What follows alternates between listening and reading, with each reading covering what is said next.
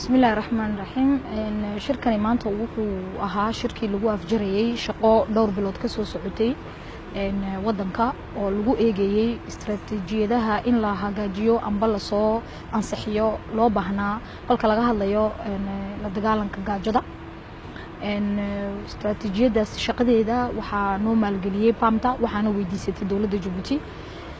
waxaana shaqadan si wada jir u qabtay wasaarado badan ay su'aashaasi ay khusayso oo sheegaya talaabooyinka kuwii la qaaday iyo kuwa u baahan in la qaado sanadada nagu soo socda waxa muhiimadda ahayd oo la isku wada raacay inay la dagaalanka gaajadu ay noqoto su'aal dawladda wasaaraduhu ay wada siman yihiin in laga wada hadlo nin walba halka uu taagan yahay oo hawshii uu ka gali lahaa soo ansixiyo وزارة كستنا waxay leedahay istaraatiijiyad u gaar ah iyada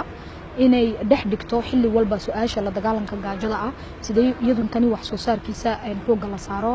oo biyaha inta aan haysano alxamdulillah rabbil caalamiin maxaan ku qabsan karnaa oo shicibkeena ku nool degmooyinka baadiyaha lagu garab joogsanaya mashaariicda la soo bandhigo wasaaradda